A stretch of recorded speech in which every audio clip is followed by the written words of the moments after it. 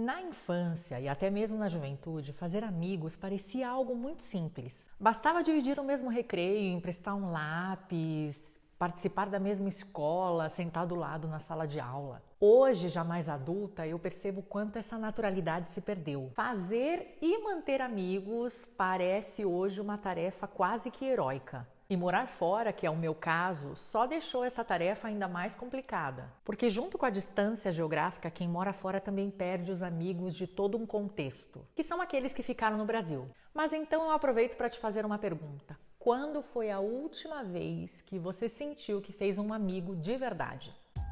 Oi, eu sou Fernanda Lassalle e este é o Margens do Caderno, um podcast sobre tudo aquilo que a gente pensa, sente, rabisca, mas nem sempre publica. Aqui eu venho falar comigo e com você sobre o que fica nas entrelinhas da vida real. Já vamos no terceiro episódio da primeira temporada do Margens no Caderno e nessa primeira temporada eu estou falando de recomeços. No primeiro episódio eu falei que o próprio podcast em si era um recomeço para mim na forma de fazer conteúdo. Depois eu falei sobre perfeccionismo, uma das coisas que eu acredito que pelo menos para mim precisa de um olhar diferente para poder lidar melhor com as coisas. E hoje eu quero falar no que eu encaro como um grande desafio depois de adulta, que é fazer e manter amigos. Eu não sei vocês, mas desde 2010, quando eu tinha apenas 29 anos, que eu venho sentindo que essa coisa sobre amizades, ela não é mais tão simples como foi um dia. E eu confesso para vocês que por muito tempo isso me surpreendeu muito, porque eu nunca fui aquela pessoa tímida ou com dificuldade de fazer amigos. E eu nem atribuo isso especificamente a ter mudado de país aos 30 anos.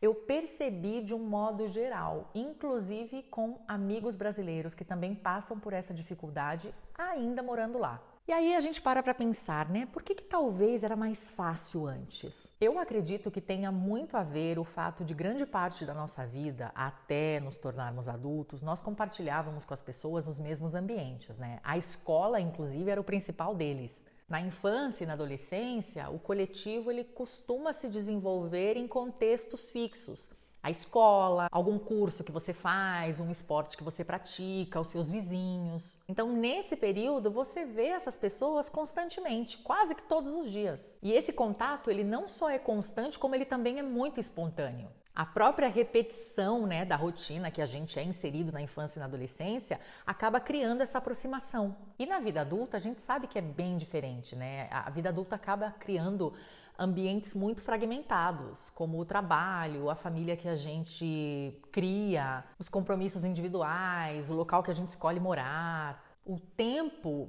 passa a ser limitado. E cada encontro com as pessoas precisa ser mesmo intencional. E eu também acho que quando nós somos mais jovens, principalmente crianças, nós temos menos filtros, né? Se você tem filhos ou se você convive de perto com alguma criança, você vai perceber que as aproximações e as afinidades, elas são muito simples. Elas só precisam brincar de uma mesma coisa, ou já adolescentes gostar da mesma banda, ter o mesmo professor chato, que aí já vira um assunto, um ponto de encontro. Nessa época, a amizade nasce simplesmente de um vamos juntos?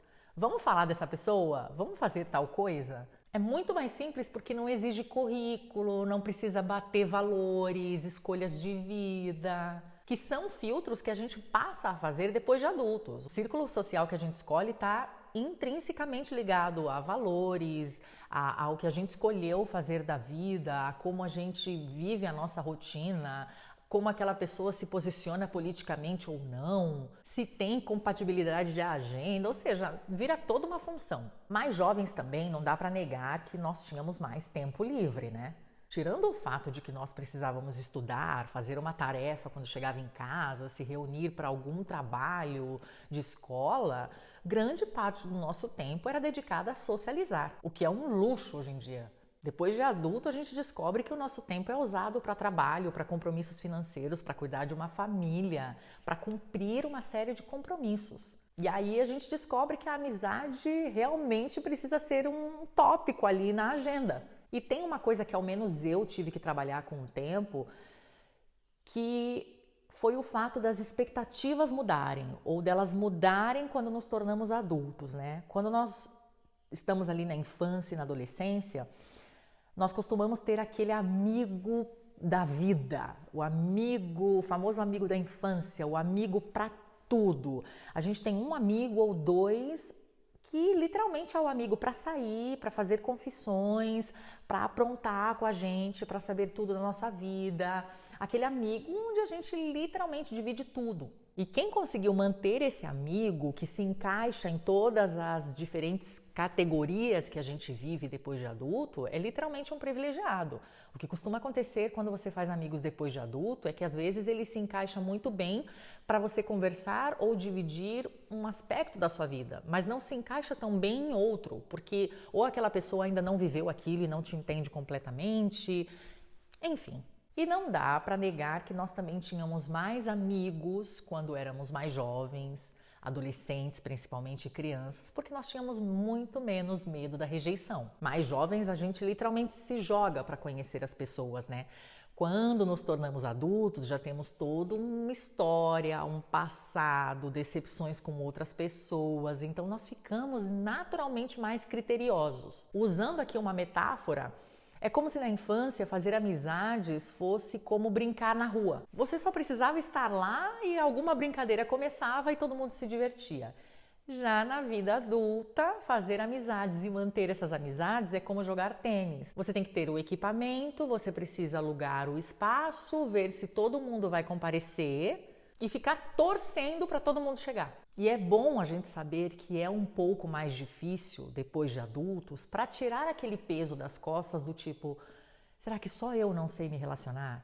Será que as pessoas não gostam de mim? Será que há um problema em mim? Tudo bem a gente buscar melhorar, se autoconhecer, mas eu pelo menos precisei constatar assim que por mais que uma pessoa seja sociável e esteja aberta a isso, não é mais tão simples como foi em fases anteriores da vida. Porque tem essa agenda, porque tem todos esses critérios que são inevitáveis, porque sobra mesmo menos tempo, porque exige uma maior manutenção. E depois de adultos também, nós começamos a frequentar lugares que nem sempre são gratuitos ou que permitem um tempo prolongado para você gerar essa intimidade, gerar essa aproximação. Sem contar que é uma etapa onde nós estamos geralmente muito preocupados com a nossa independência, com a nossa estabilidade, né? A nossa cultura fomenta muito isso de você estar supostamente a tal idade com tudo no lugar, com uma casa, a casa própria, o casamento, o carro, isso, aquilo. É como se o dia a dia nos obrigasse a todo tempo ser fortes e isso gera uma sensação de não precisar do outro ou de não querer demonstrar a todo tempo que precisa do outro. Quantas vezes vários de nós, diante de um possível amigo, diante de uma possível relação de amizade que poderia se consolidar, naquela primeira vez ou nas primeiras vezes que você encontra a pessoa, pode até ser no clichê do elevador, a pessoa fala tudo bem? E você responde um tudo bem, quando na verdade às vezes não tá bem, ou quando você poderia engatar uma conversa, mas fica aquele medo de transparecer para o outro. Será que não vai parecer que eu sou muito carente?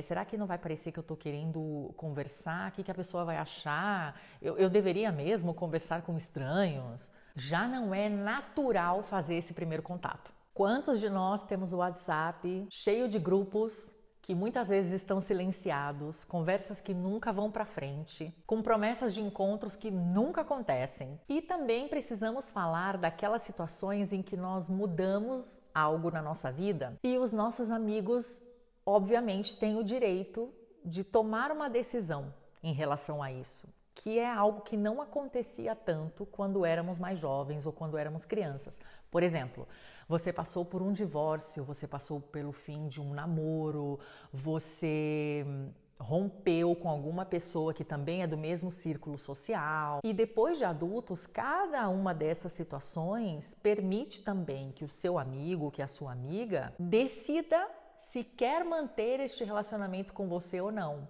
É duro, mas é algo muito verdadeiro.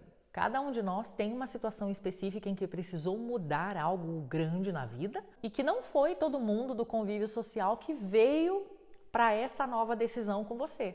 Alguns sim, outros sim, porém de uma maneira diferente a qual se relacionavam com você antes, e outros ficaram naquela etapa lá atrás, porque as decisões que você toma para a sua vida, de alguma maneira, desperta no outro amigo adulto uma reflexão sobre se ele cabe ou não nessa nova etapa que você está escolhendo. E isso é algo que nós precisamos aprender a aceitar. E como eu falei para vocês, eu comecei a experimentar muito de leve essas coisas ali nos meus 29, 30 anos. E foi justamente nessa etapa também em que eu saí do Brasil para morar no Chile. Eu sempre falo para vocês que eu tenho, graças a Deus, muitos amigos chilenos, amigos estrangeiros, amigos brasileiros e tal. Porém, teve sim uma mudança lá atrás, quando chegar ao país era algo novo. Porque quando você muda de país, você fica muito ali no meio do muro, no sentido de, poxa, eu já não tenho o contato com os meus amigos de toda uma vida, de uma referência, de um contexto vivido, de histórias juntos e tal. E agora eu preciso fazer amigos neste novo lugar, onde não é simplesmente romper com todas essas barreiras que a gente vem falando aqui nesse episódio, mas também uma barreira de idioma, uma barreira cultural. Assim, gente, se vocês acham que demanda uma série de funções fazer amigos no seu país nativo, vocês não fazem ideia, ou fazem, se já moraram fora, do que é fazer amigos no exterior, porque fora as habilidades sociais, tem que aprender um novo idioma. Tem que aprender minimamente do que a outra pessoa gosta, tem que se inserir nessa cultura, tem que ter assuntos em comum que normalmente você não tem por não ter sido criado no mesmo contexto.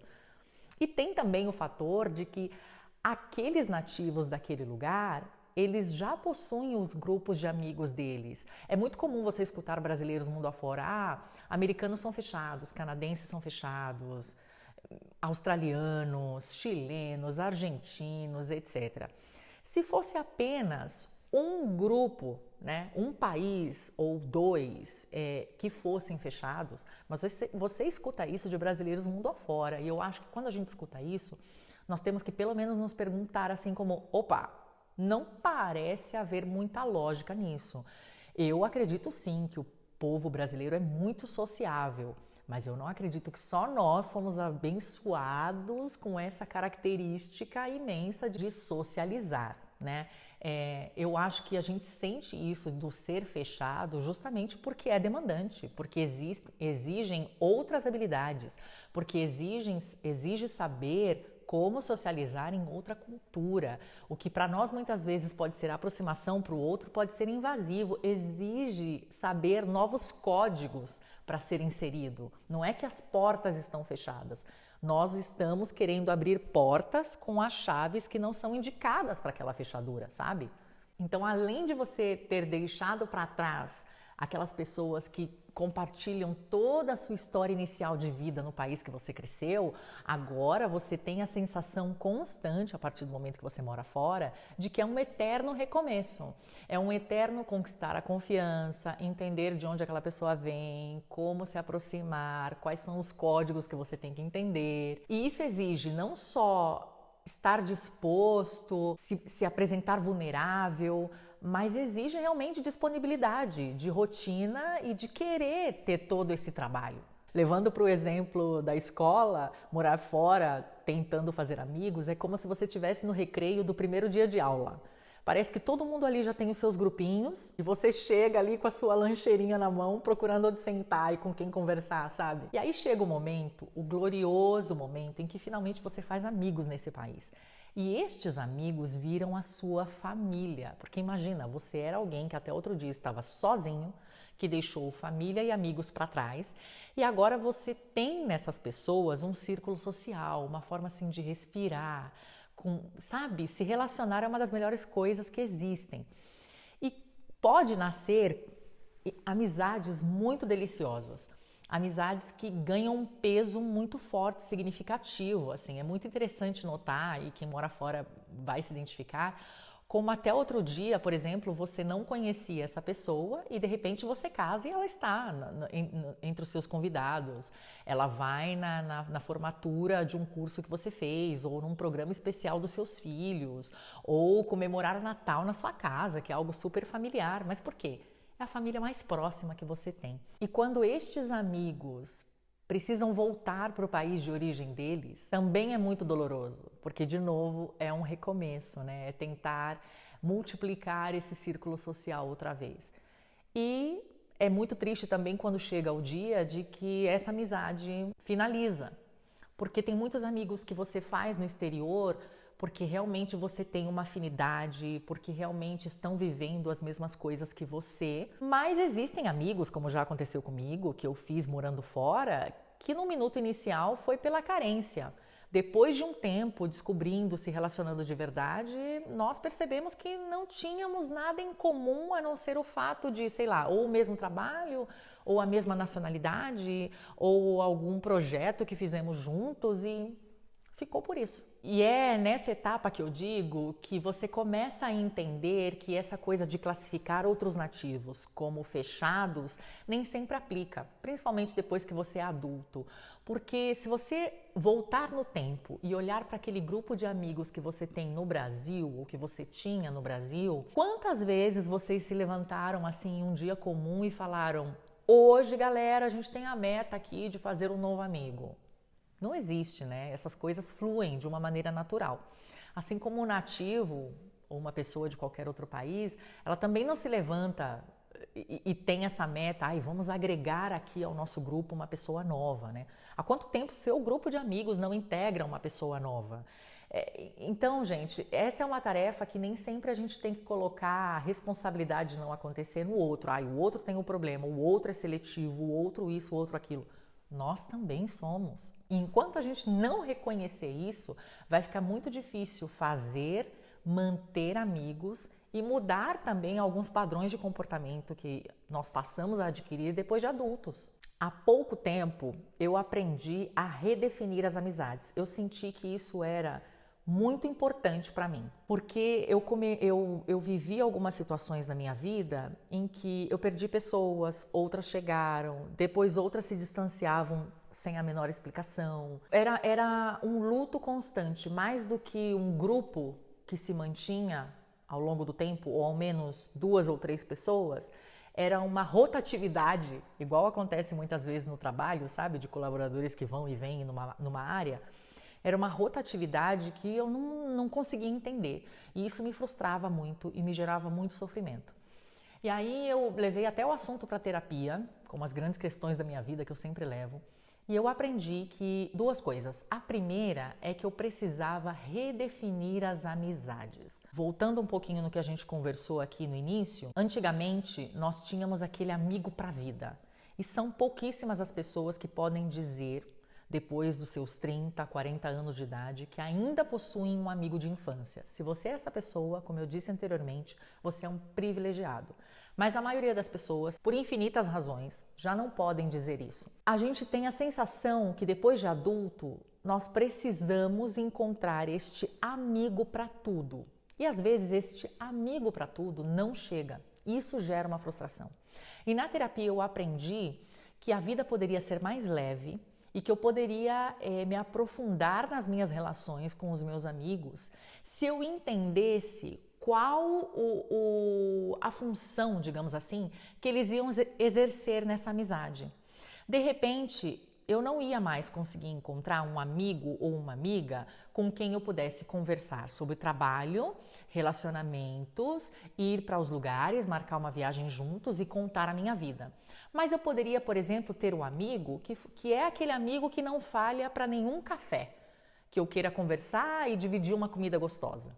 De repente eu poderia ter aquele amigo que vai me escutar chorar todas as pitangas e eu a ele, que a gente vai saber se aconselhar. De repente eu vou precisar aquela amiga, aquele amigo que são casados e que vão me entender na minha dinâmica de mulher casada e a gente vai poder compartilhar algumas coisas nesse sentido. Mas de repente eu vou ter amigos que são solteiros, que ainda não viveram essa fase e que não vai valer a pena eu dividir certas coisas porque eles ainda não viveram aquilo. Eu tive que entender essa dinâmica de colocar os amigos, de classificar os amigos não só por coisas a serem divididas, como também para entender em que prateleira eu colocaria cada um deles segundo a intensidade do que eles poderiam me entregar.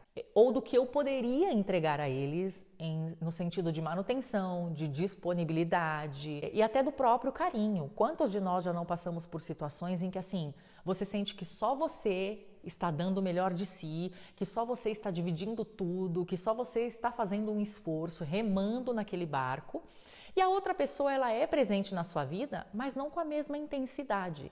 E você se frustra. Então, se o carinho ainda existe, se vale a pena manter aquela pessoa, de repente ela tem que ser realocada dessa prateleira que você colocou e colocar numa outra mais simples, numa outra forma de lidar. Ou talvez seja o caso de já não participar da sua vida. Mas é preciso fazer essa manutenção. Se nós continuamos a olhar para as pessoas, para os nossos amigos depois de adulto, com o mesmo critério que nós tínhamos quando éramos crianças, a frustração e a solidão, ela vai chegar de uma maneira muito mais frequente e intensa. E essa não é a ideia. Então, quando eu aprendi na terapia a ter o amigo prático, o amigo leve, o amigo de conversas mais profundas, o amigo para sair, a coisa ficou muito mais fácil para mim e eu passei a depositar menos expectativas nas pessoas e elas em mim. E consegui dar o valor e a importância que cada um deles merece e passei a me magoar muito menos. E uma segunda coisa que eu tive que entender na terapia e que eu sei que isso não é muito fácil de entender para todas as pessoas, por isso é tão importante o autoconhecimento, eu aprendi na terapia que eu sou o tipo de pessoa que a mesma responsabilidade afetiva que eu levo para as minhas relações amorosas, eu preciso ter com as minhas relações de amizade. O que eu quero dizer com isso? É muito comum na vida adulta que algumas amizades simplesmente sejam silenciadas, que haja um afastamento, que muitas vezes nenhum dos lados sabe dizer por que foi, aquilo nunca foi verbalizado e vai gerando uma dor, um incômodo, uma frustração.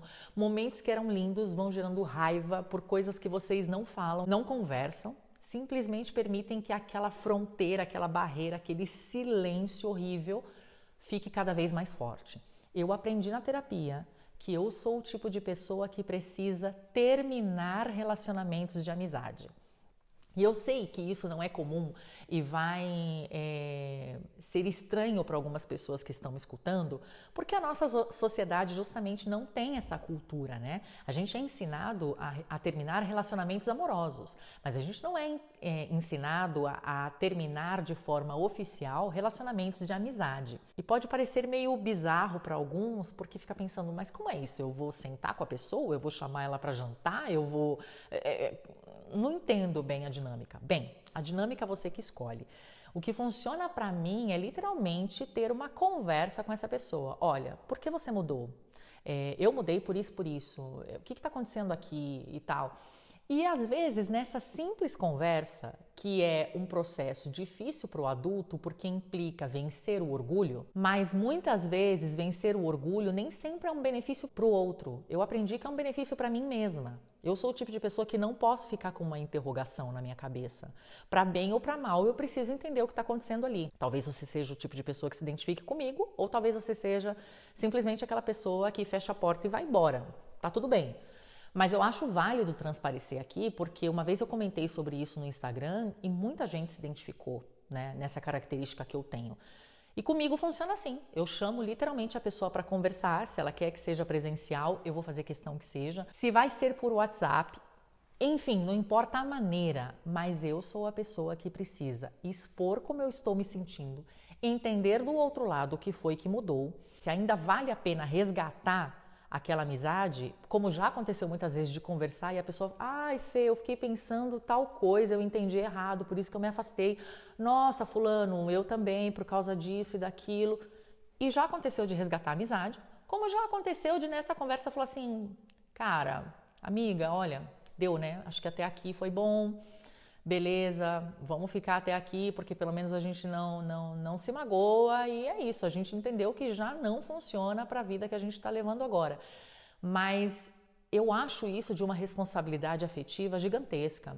Os nossos amigos, eles cumprem um papel muito importante nas nossas vidas. O que a gente dedica de tempo, de entrega, de momentos divididos é tão ou mais importante como aqueles que a gente tem em relacionamentos amorosos. Por que não terminar isso de uma forma que pelo menos não te deixe com aquele e se na cabeça? E se eu tivesse conversado? Ai, mas eu queria tanto saber o que aconteceu. Sabe, eu acho que tem coisas que se resolvem com comunicação, que você não fica ali se remoendo e nem gerando um problema e tal. E tudo bem, eu concordo com vocês que tem pessoas que nem merecem isso. Mas como eu disse, eu, Fernanda, tem coisas que eu aprendi a fazer depois de adulta, não necessariamente por conta do outro, mas por mim. É um respeito comigo e porque eu me organizo mentalmente melhor. Então, às vezes, a gente não dá certos passos pensando no orgulho ou que o outro não merece, mas como é que a gente se sente? Como a gente fica? Como nos resolvemos com aquele incômodo que está acontecendo, sabe? Por último, do outro lado, vai continuar tudo igual, a porta vai continuar fechada, a pessoa vai ser grossa, como foi, vai faltar com respeito, etc. Mas ficou muito claro, você fechou aquilo e está tudo resolvido para você. É como eu disse, não é algo que funciona para todo mundo, mas eu acho importante levantar aqui que a nossa sociedade não foi ensinada a ter uma responsabilidade afetiva com o término das amizades. Então eu acho importante levantar essa questão porque muitas vezes ter essa pequena responsabilidade, como você já terminaria com um relacionamento amoroso, já organiza muita coisa e evita muito sofrimento. E aí, eu não poderia fazer um episódio sobre amizade na vida adulta, as diferenças que ela tem, sem mencionar algo que para mim tem sido um aprendizado fantástico, que é o quanto é importante a pessoa com quem escolhemos dividir a nossa vida amorosamente. E por quê? Lá na nossa infância, adolescência, até os nossos 20 e poucos anos, a gente tem mais facilidade para ter aquele amigo da vida para tudo, que se encaixa em todas as categorias. Com o tempo, como a gente já viu aqui por uma série de razões, isso fica mais difícil de acontecer. E aí, onde a gente pode encontrar essa pessoa? Naturalmente, aquela pessoa com quem a gente decidiu, de uma forma amorosa, dividir a nossa vida. Namorado, namorada, esposa, marido. E por isso é tão importante escolher bem, porque inevitavelmente, se você conversar com pessoas que se relacionam há muito tempo com a mesma pessoa, que estão casadas há muitos anos, você vai perceber, às vezes elas até têm dificuldade de dizer quem é meu melhor amigo além da minha esposa ou do meu marido. Porque são muito confidentes, porque dividem tudo e é muito legal quando isso acontece. E é muito importante escolher bem. Hoje eu vejo a beleza e a delícia que é escolher bem. Eu tenho hoje esse melhor amigo no meu marido, da forma como eu tinha esse tipo de amigo lá nos meus 25 anos para baixo. E depois, as amizades que eu tenho hoje, elas são muito significativas para mim, mas elas estão em caixinhas, em categorias, porque foi a forma que eu consegui de que isso funcionasse e que funciona para muitos adultos. Então, escolher bem a pessoa com quem você vai se relacionar amorosamente é muito importante. Só que aí tem que cuidar outras coisas, que é não depositar sobre esse parceiro ou parceira da vida a responsabilidade de suprir necessidades emocionais que precisam vir de outros relacionamentos. Não é que por ter um marido ou uma esposa, um namorado ou namorada com quem você compartilha tudo, que você não vai precisar de amigos.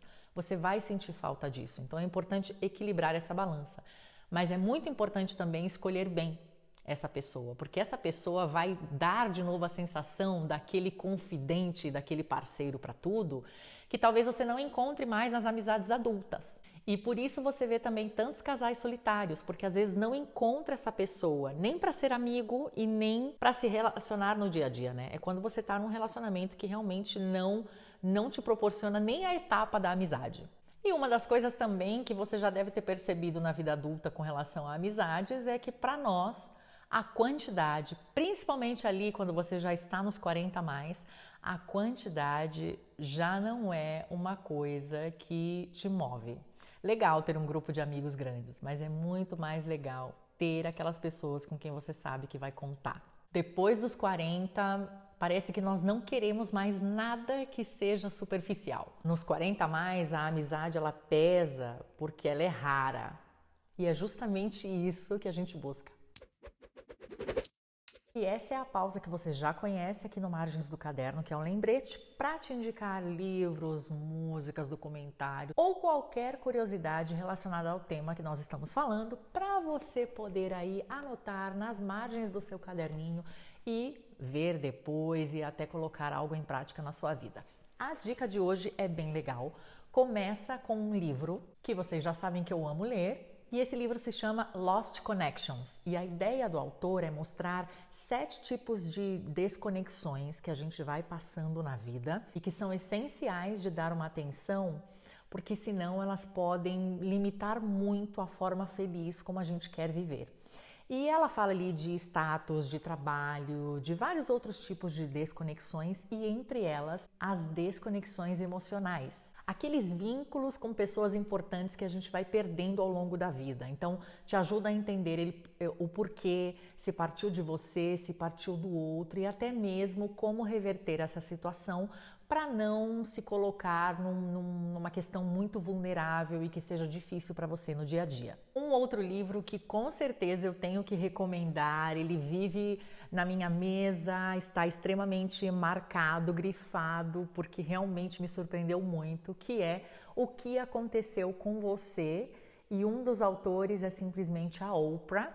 E esse livro é maravilhoso para você entender como tudo o que aconteceu na sua infância e na sua história determina as suas relações, as suas vivências. E fala de uma das coisas que eu abordei aqui com relação à amizade, que é sobre a responsabilidade afetiva. É uma leitura maravilhosa. E hoje eu também quero dividir com vocês uma curiosidade. Vocês sabiam que no Reino Unido existe o Ministério da Solidão? Segundo estimativas, por lá já são 9 milhões de pessoas que sofrem disso, tornando o assunto de utilidade pública, o que fez com que o Reino Unido olhasse para isso de frente e constituísse esse ministério através de várias iniciativas que visam combater essa solidão. Inclusive, eles já fizeram vários estudos para demonstrar que os efeitos negativos da solidão no dia a dia tem um impacto para a nossa saúde equivalente a fumar 15 cigarros diários. E como é importante falar sobre isso e combater de frente, já que a nossa geração